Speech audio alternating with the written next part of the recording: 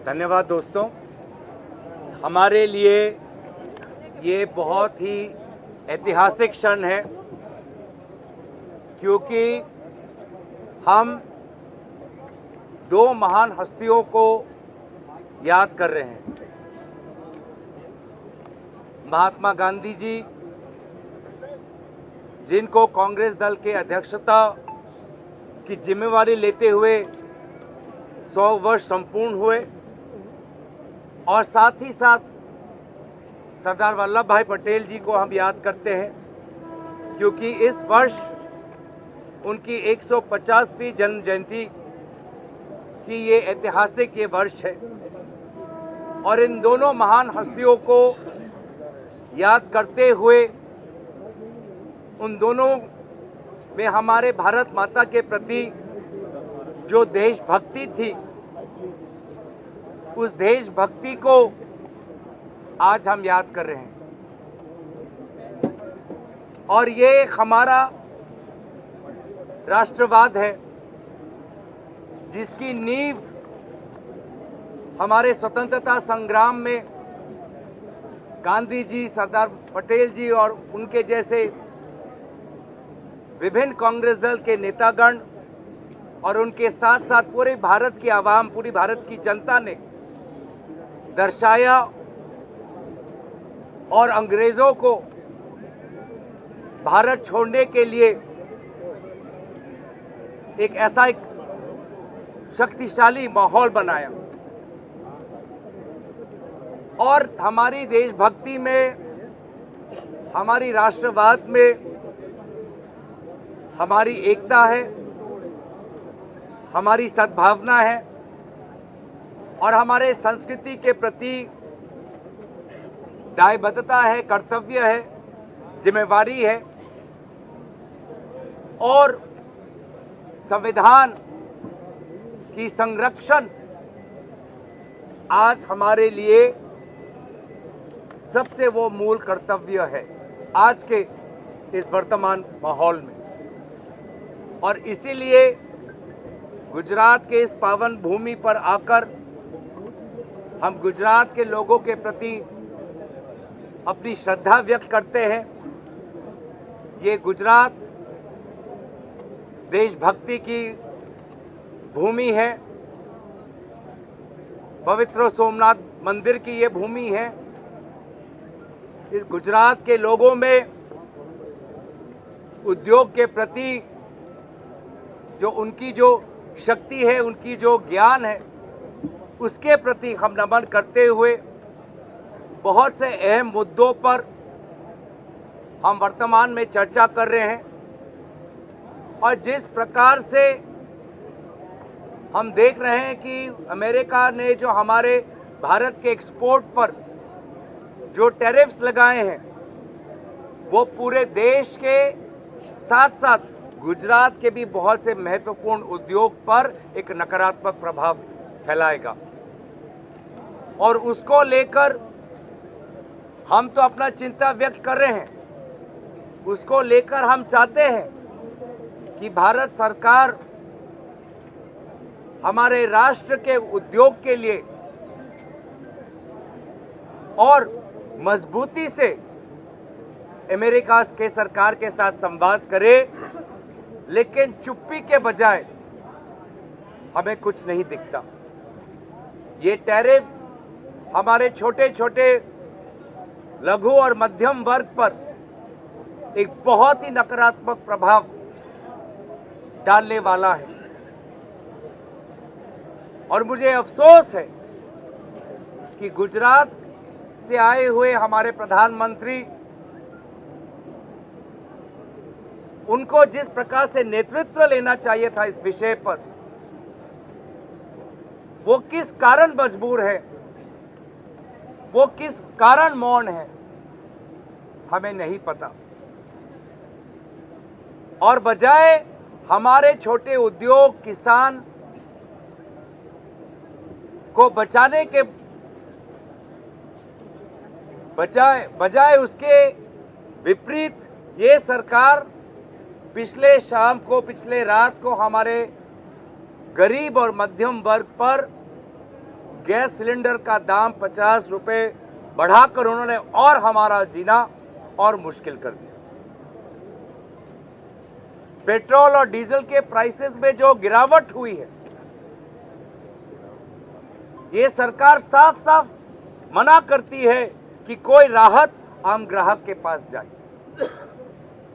तो ये किस प्रकार का अर्थव्यवस्था, किस प्रकार की अर्थनीति, जहां पर वर्तमान में एक के बाद एक चुनौतियां और बढ़ रही है। हमारे किसान, हमारे कोऑपरेटिव, हमारे छोटे मध्यम वर्ग पर, हमारे केमिकल्स, हमारे टेक्सटाइल्स, हमारे लेदर, हमारे ऑटोमोबाइल क्षेत्र पर। तो इन विभिन्न बातों पर कांग्रेस पार्टी ने एक बहुत गंभीर राय ली हुई है।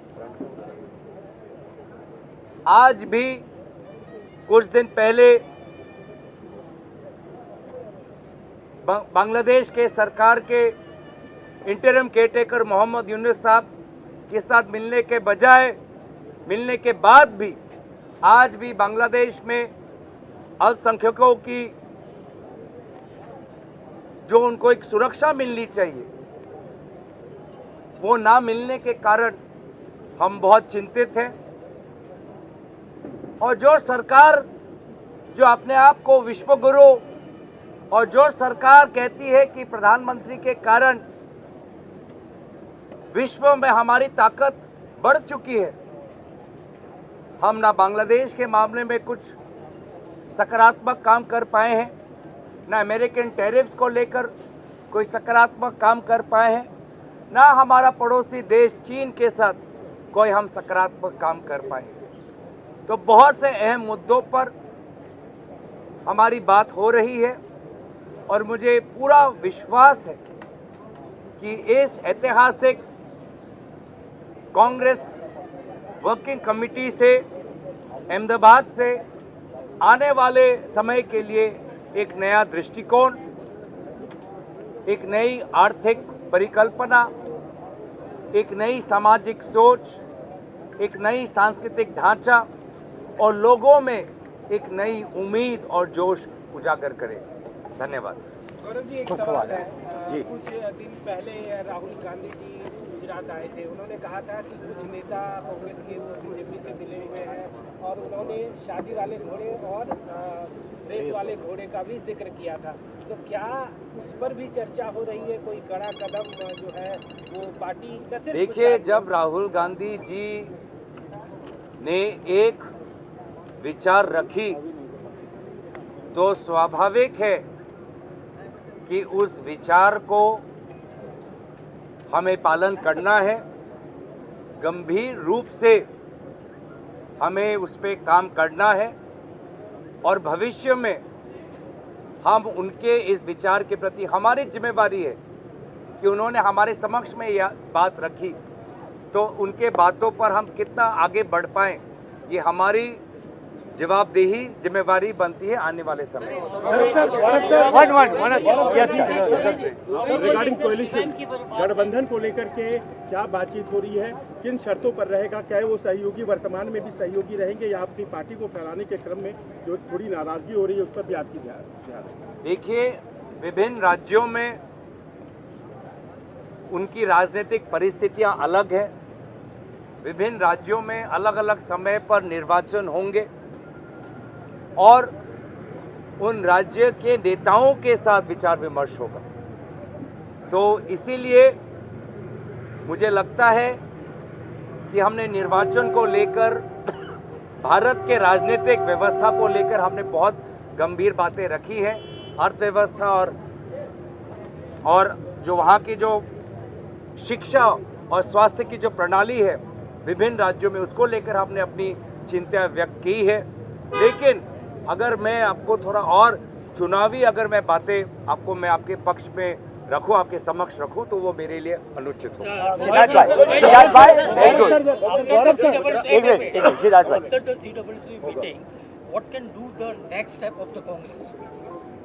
देखिए, जो हमारे आने वाली समय में जो प्रणाली है उसको लेकर हम अभी विभिन्न नेताओं की राय हम ले रहे हैं।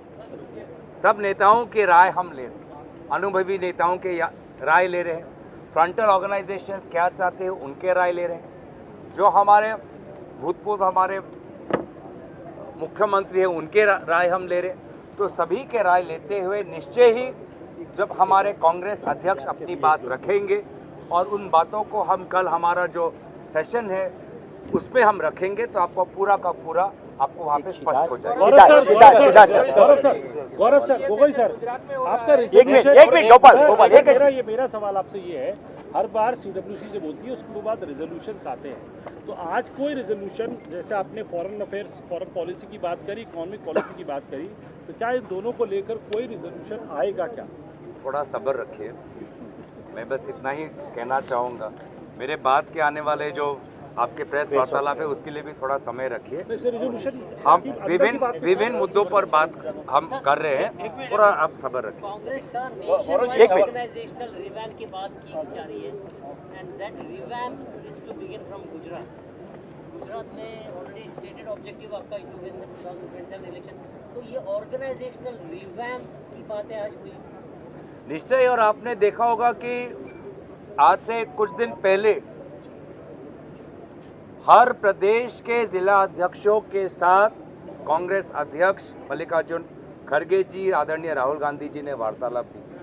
मुझे लगता है कि बहुत ही ऐतिहासिक कदम हाल ही में हमने दिल्ली में संपूर्ण किया कि पूरे भारत देश में जितने भी ज़िला हैं उन सभी ज़िला अध्यक्षों को विभिन्न समय पर दिल्ली बुलाकर उनकी जो बात थी उन्होंने आदरणीय राहुल गांधी जी के समय के समक्ष रखी और उन्होंने भी अपनी जो बात रखनी थी, विचार परामर्श था, उन्होंने भी सबको दिया।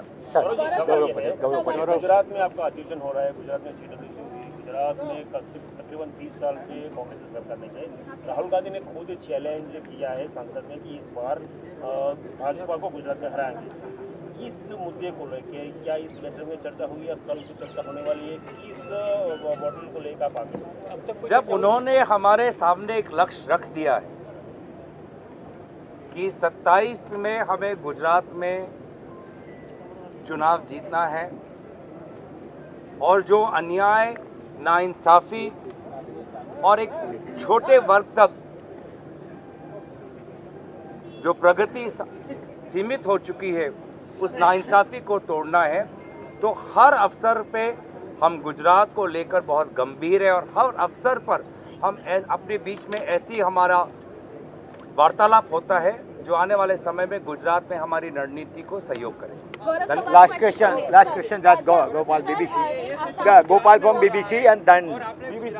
में से जो कांग्रेस के नेता हुए, आपने गांधी की बात की, सरदार साहब की बात की, तो क्या पार्टी अब चिंतित है उस बात से लेकर कि गुजरात में पहले पिछले 3-4 दशक से कोई ऐसा मास लीडर नहीं आया जो आपकी पार्टी को पावर पे ले जाए, जो आपकी पार्टी को लोगों के बीच में ले जाए? देखिए, बारे में राजनीतिक क्या? देखिए, मैंने शुरुआत में ही गुजरात के लोगों का नमन किया, गुजरात की इस पावन भूमि के प्रति अपनी श्रद्धा व्यक्त की और हमारा पूरा विश्वास है कि आने वाले चुनाव में गुजरात के लोग, गुजरात की विवेक शक्ति और गुजरात के लोगों का आशीर्वाद और शुभकामनाएं हमें मिलेंगी। एक बड़ा लक्ष्य कुछ महीने पहले राहुल गांधी जी ने हम सब पर के समक्ष रखा है कि गुजरात को हमें जीतना है और उस गुजरात के चुनाव में गुजरात कांग्रेस अकेला नहीं, पूरा AICC यहाँ पर गुजरात पे आकर गुजरात के कांग्रेस को और ताकतवर बनाएगी और पूरा AICC उस गुजरात के चुनाव को लड़ेंगे। धन्यवाद। Thank you very much. Thank you.